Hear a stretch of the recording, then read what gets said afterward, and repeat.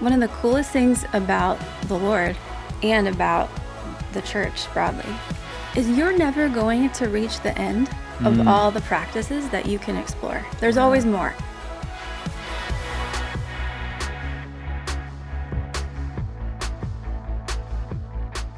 Well, hi, everyone. Welcome to Framework Leadership, a podcast about principles and ideas you can use today to take your leadership to the next level. I'm your host, Kent Ingold, president of Southeastern University. And I'm your co-host, Michael Steiner, Vice President for Innovation. And we're excited to introduce our guest for today's show, Dr. Meghan Griffin. Dr. Griffin serves as SCU's Provost, Chief Academic Officer.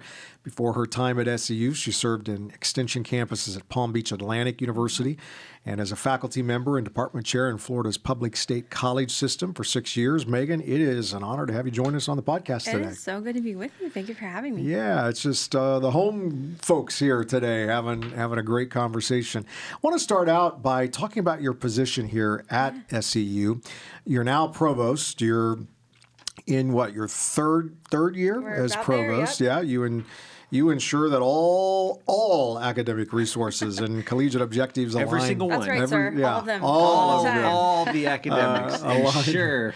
Align with the university's mission, vision, and strategic plan. In what ways do you find inspiration in your role? Does your faith guide your approach to leadership in the academic sphere?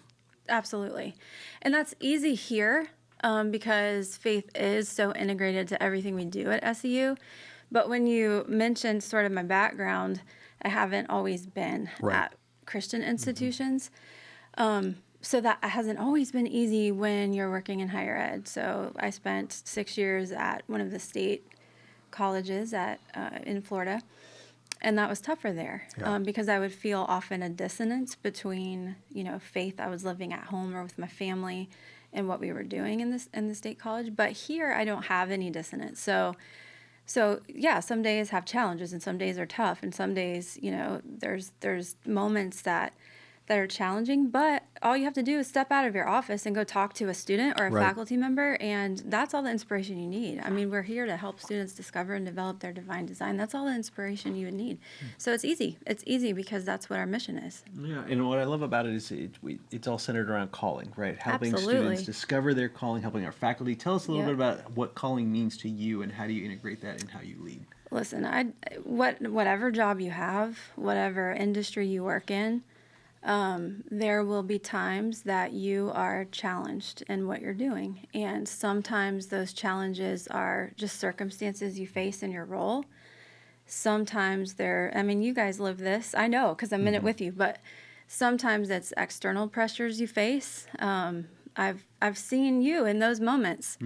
And you're pressed and you're pressured, and it is you and your faith, and that's really what's left. And sometimes it's challenges from your colleagues, or sometimes it can be anything. But at the end of the day, it's you and the Lord, and you have to come back to this question of, all right, Lord, what are you asking of me in this moment? What is it, again, that you've asked me to do here? And if you can just kind of get centered on the answer to that question, everything else is clear. So that's the sense of calling that sort of makes everything else kind of fade away. If you can get clear on that, everything else is easy. So for me, that's confidence in your calling. And that's a real quiet place to be. Just you and the Lord, that question alone.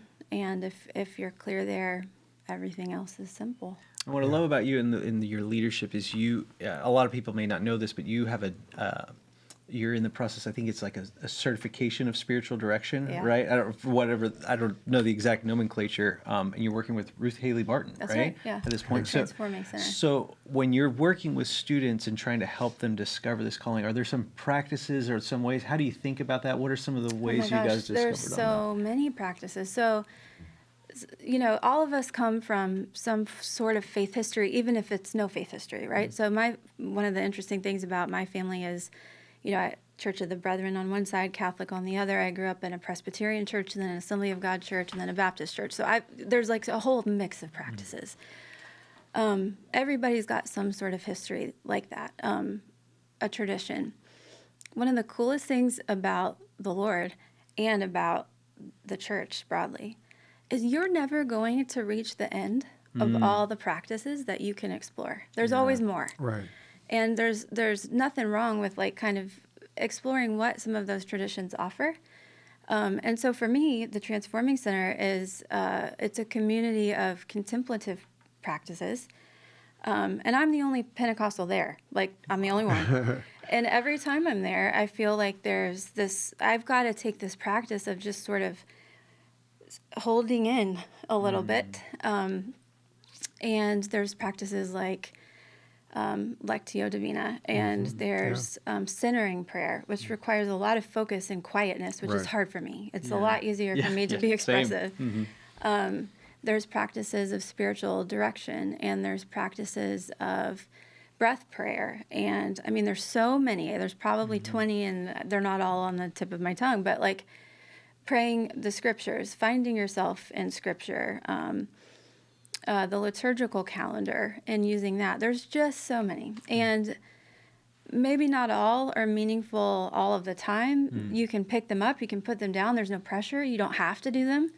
And I find that very useful because no one's going to tell you have to. They're just all things that are resources available to you in this kingdom life, and just different ways to experience the Lord and to know Him, and to just have a little different pace and rhythm of life.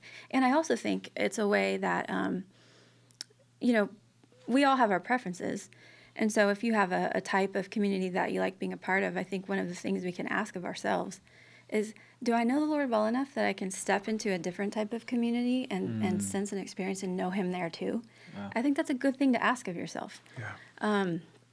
And so, I really enjoy breaking away from my norm to get away and be a part of a very different kind of community. One of the rules in that community is you're not allowed to talk about what you do.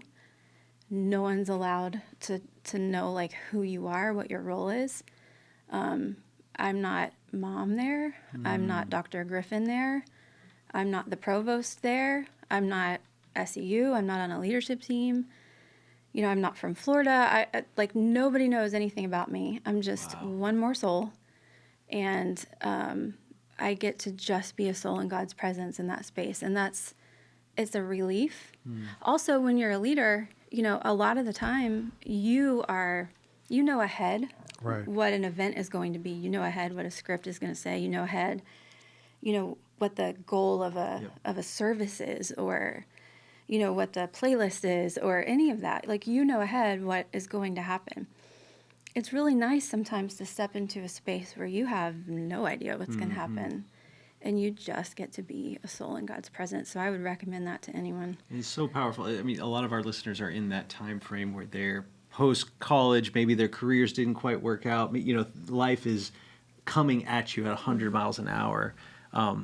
And it's so refreshing to just remember that, like, none of those things, all of that is external to the soul that's in there. Absolutely. And it's participating in it. What kind of encouragement would you give to students and kind of our listeners in that season of life? Well, I mean, I think one of the things I've picked up from that community is, when I was brand new to the role I'm in, I don't know where it came from. It was just sort of a sense of knowing that, man, I'd better do this because I think it's protection I need for myself. I just want this for myself, just to stay centered. The other thing I would say is that if you have, and we, students, they have talents, they have skills. We believe that about all of them. A talented, skilled person who doesn't have a deep, rich inner life is a dangerous person. Wow. All of that gifting that you have, if it's not from a rich place and if it's not submitted to the Lord, is a dangerous thing for other people. So you better learn how to keep it anchored to, your source. Otherwise, you're more likely to do harm. Yeah. And it's a fulfillment of Scripture that we are to model after. When you draw near to God, He draws near to you. Yeah. And it helps you to know His will for your life. Yeah. Discover how He wants to use you, and there's nothing like it, So I'm grateful that you have made a commitment to that important issue in our lives, to get away And I'll confess, because some of the folks who might be listening will know this. My team knows when about that rhythm is coming. Like they'll say, "Hey, aren't you about due for one of those moments?" It's true. I mean, it's true. Yeah. We all come back a little bit different when you've had some of that extended time with the Lord. Right. Speaking of your calling, I mean, you are a powerful innovator, and you have been so innovative here at Southeastern. And of course, in the role that God has placed you in, you have the privilege to lead the academic arena of this university and to be at the forefront of how to shape these amazing students that he sends our way to shape their minds so that they can be ready to serve the Lord in their calling. And you've developed so many new initiatives. What is your mindset, your framework as you approach new opportunities? How do you know if they're the right opportunities? How do you know this is exactly where we need to go? Or, I mean, how do you approach all of that? I wish I could say that I had like a really structured approach, but the truth is, it just comes from a place of who I think we are as an institution. And it also comes from sort of a prayer I've been praying for many years, which is, Lord, as an institution, I hope that when you want something done on earth, that you would look to us to get it done. That if something maybe seems unusual for an institution to do, that you'd bring it to us to see if we could pick it up. And like the things that maybe don't seem predictable or logical or typical, that you'd give us a try. I mean, that we'd be a people willing to do the things that the Lord would like to see done. Right. That's it. It's that simple. And what I've seen happen is that we don't have to strive to find the next new curve or innovation, that the Lord just keeps bringing wild things our way. And all we have to do is be ready to say, okay, didn't see that coming. Let's see if the Lord's in this. And then all we have to do is sit with it for a while.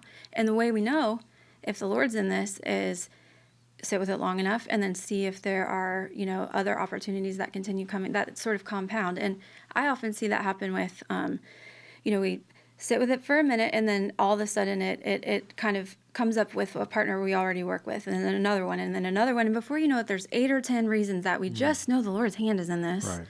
And then before you know it, 6 or 7 or 8 people on our team are confirming, yep, I see this happening. And you have everything you need to start moving on something. And I've seen it happen too many times. Right. And it's never because we set out with a perfectly logical plan from the beginning. It's always because we just stayed receptive and listening and open to a move of the Lord.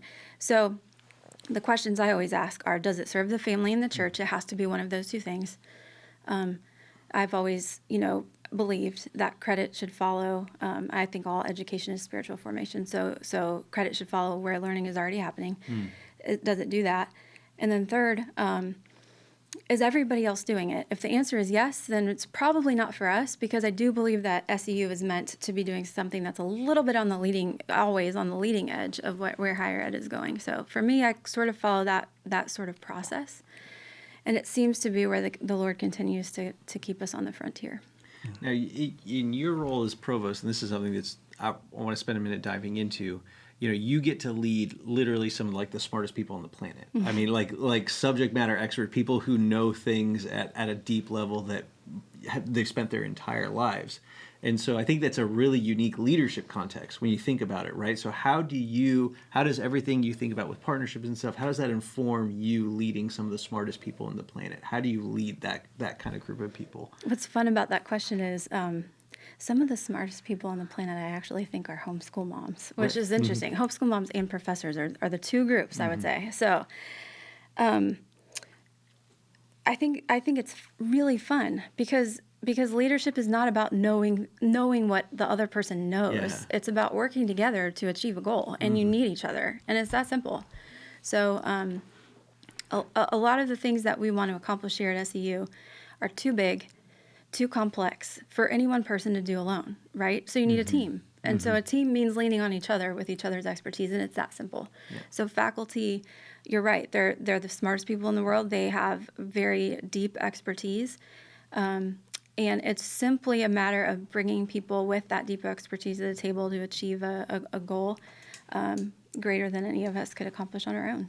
Simple. I love it. Yeah. And when you think about how you lead, I mean, the way you lead, what I love about it and the way our team responds, I mean, it's an adventure. It's an adventure. It should be. Shouldn't it? This is should kingdom. be, exactly. And it's always fresh and new. And obviously you're doing that in an academic setting. But when you think about all these wonderful students that are graduating and going out into leadership roles in a variety of contexts, how can the way you lead in this transfer to the way they lead in their new sphere of calling and responsibility?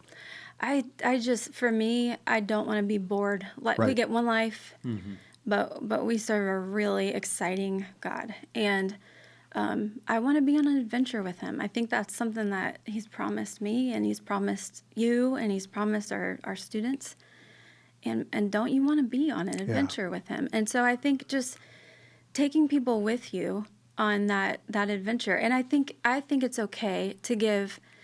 The reason it sounds like that when I say it is because I'm just being honest about what's actually happening. Right.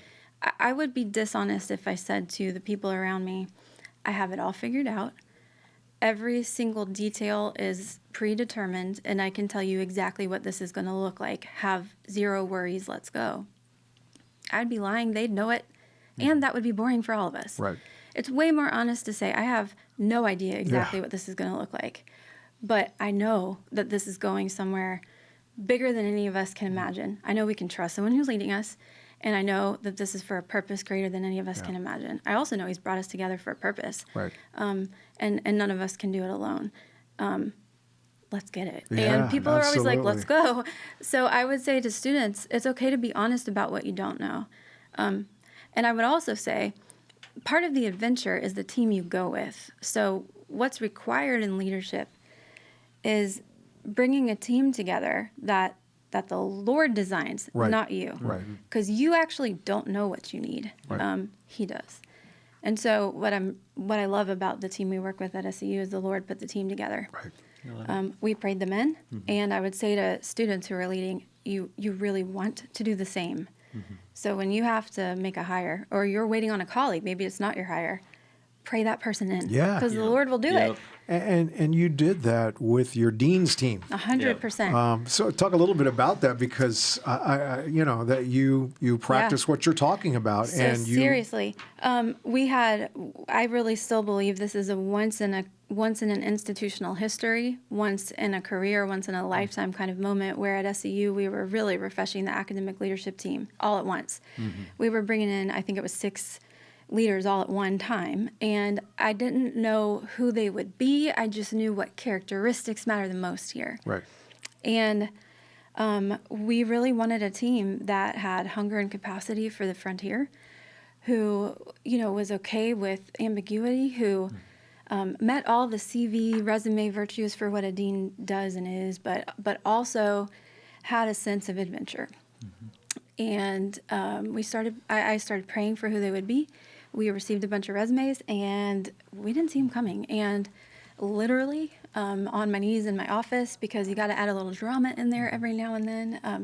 Lord, you got to send these people in. And then I would see, one of them sent in a resume that said, "Hey, I know I'm a long shot," and it came in the middle of the night. I'm not kidding. I was really agonizing over this because I had already promised everybody, to you, we're going to have the best dean's team. Yep. And I'm thinking, oh no, I don't know. Middle of the night, I got one and it said, "I know I'm a long shot, but," and I said, "It's him." I knew it. I knew it when I read it. Yeah. And he's not only amazing, so is his wife. Yep.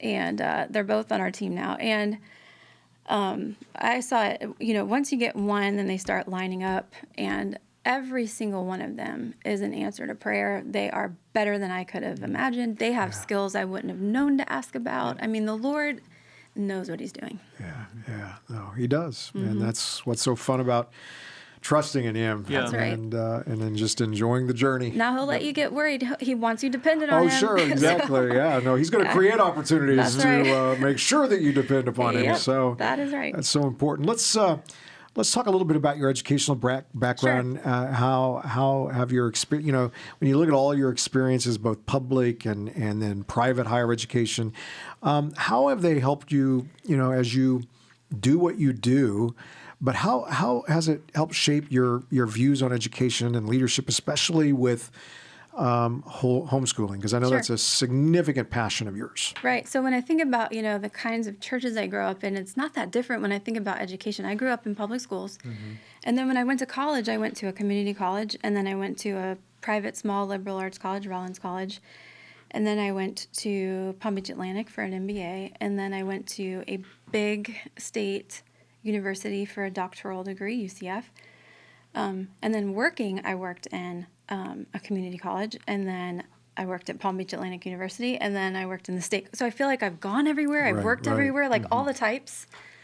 But it's given me really good perspective. I feel like, been a faculty in all those types of institutions. I think what I came away with all that is I understand, and I know you've got a background, like I understand the choices. I think there's benefits to all different types. I totally get that. There's no right or wrong. And I think that when I talk about open-handedness, there's good and bad and all those things.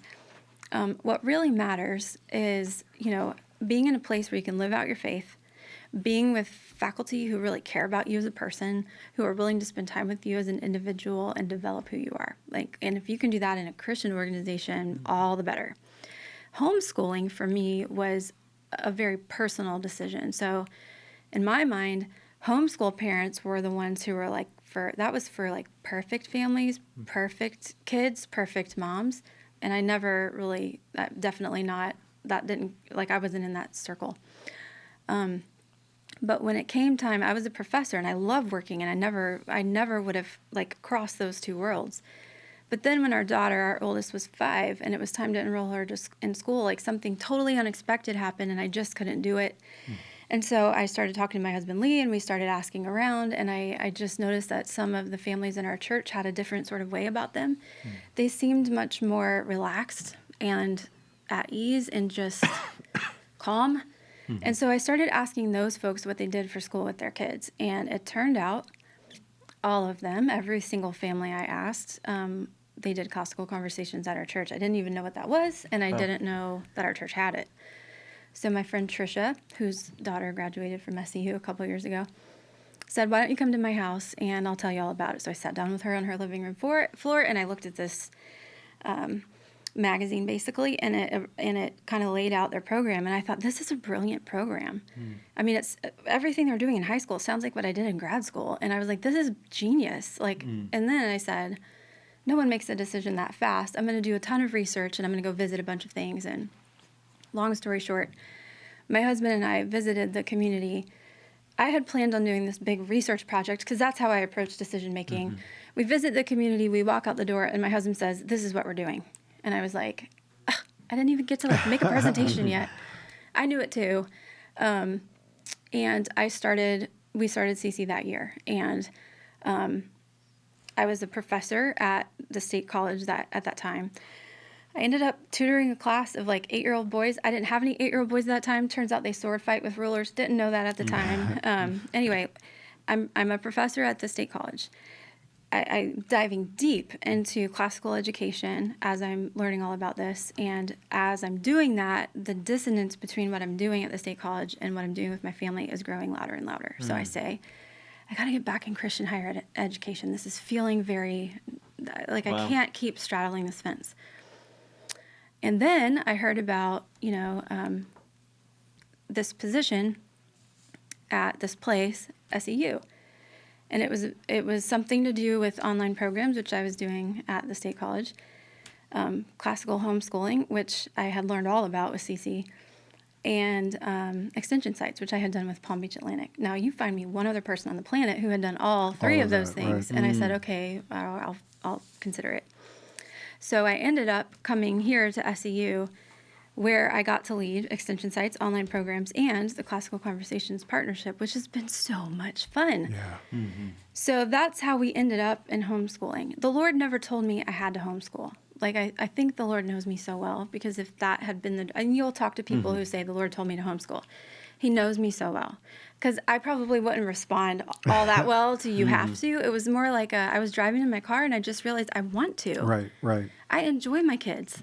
Like, I want to be around them. I want to be with them. And I really think this is the best model of learning. It goes with the human stages of development. I understand it's design. The person who designed the curriculum, Lee Bortons, is an engineer. And what she did was she kind of reverse engineered the product you want, the outcomes you want, to this, like, she reverse engineered it, and it all made perfect sense. And I'm a professor who sees the outcome. Like, I can see the results because I teach those students. And I was just blown away. And the parents who use this model, I work with as colleagues, and they're brilliant. And anyway, so that's our homeschooling story. My daughter's 13 now, and we homeschool her with Classical Conversations now, and it's possible to do it while you work. So I didn't have to. I never was a perfect parent, definitely still not. My kids aren't perfect kids, and I didn't have to stop working in order to do it. It's something that just feels like it's simpler than people think, and it just seems to fit easily with our family. Yeah, love it. That was probably a longer answer than anyone bargained for. And I want you to dive in a little bit more about how you're balancing it. I mean, you're homeschooling, but you're also a full-time provost. What are the rules? How do you set that up? And how, what are some of the systems you've learned that work well? So the way we do it is with Classical Conversations, which has a community. So I don't do it all myself. I also have an awesome spouse, and my parents live 7 doors down. So, I mean, there's the answer. And my daughter's highly independent, and we won't know the results until she's totally grown. So, I mean, I wouldn't. Jury's out. Right. I mean, we'll see. We go day by day, and the idea of balance isn't. You can't shoot for balance. All you can shoot for is the grace to do today what the Lord has given you for today. That's the answer. So. There's no such thing as balance. It's just, here's what the Lord's put in my hands. Do I have the grace today to handle this today? Yes. Okay. Is there anything that doesn't fit? No. I mean, I don't know. It's a miracle every day. I have no solutions. That's just the way it works. Yeah. We're going to move into our fire round. You ready? Yep, I think so. I mean, this is going to be a lot of fun. We're going to grab a few practical pieces of advice for all of our listeners. So let's begin. We just have 3 questions, and Mike will fire away. Awesome. So first question: when you look at the future of higher education, what do you see? Where do you see it evolving? Everything will change. I think we have to be ready for that. All of the only thing sacred for education is the relationship between the faculty member and a student. So everything other than that, we need to hold loosely. That's what I think. We can expect everything else to change. I love it. How can leaders inspire excellence in their communities? Be excellent. It's the only way. And you need to be really gracious with yourself with what excellence means. Love it. So last question. What do you see coming for Southeastern specifically? So much good. I mean, we're on the frontier. I think that we are going to grow in SU trades. I'm very excited about that. I think there's a lot of growth coming with farm-based agricultural engineering programs. I think we're at the frontier of the transfer of generational wealth into Christian families. I think there's a transfer of ownership of businesses, especially around agriculture and trades, that we are witnessing and also participating in. So I think there's tons happening on that frontier. I think SEU is continuing to grow nationally and internationally. I think we're a solution to problems not just for higher ed, but for all kinds of industries. I think we have nothing but adventure ahead as an institution. And we are grateful you're leading the way in that adventure and that journey for us. As I tell you often, you're a gift to this university, and grateful for what you do and how you've been faithful to just lean on that journey wherever it takes us, and that's exciting. Thank you so much. So thank you for joining us on the podcast today. Grateful for all of the things that you provided, the wisdom, the insights, your experience for all of our listeners today. If you want to stay up to date with Meghan, you can follow her on LinkedIn at Meghan Griffin and Instagram at Meghan Griffin. Meg Griffin. Yep. Meg Griffin. I want to make sure I get that correct. Any other avenues they can follow you? I was just thinking I'm going to have to update my LinkedIn. Oh, goodness. There you go. Love it. Love it. Thanks for being on the podcast today, Meghan. Thank you for having me. Yeah. Take care, everybody. Thank you so much for joining us today on Framework Leadership. If you're watching on YouTube right now, now would be a great time to hit that like button, hit that subscribe button so you can get more leadership content right into your YouTube feed. You can also check us out on Instagram at Kent_Ingle, at Dr. Michael Steiner, or on Twitter and YouTube at Kent Ingle. And hey, if you love great email newsletters, and I know that I do, you want to check out the Framework Leadership newsletter. Every single Friday drops in great tips to be a better leader, resources, thoughts right into your inbox. Check it out. You can sign up at kentingle.com. Make sure you hop onto there. Thank you so much for listening to Framework Leadership. Take care, everybody.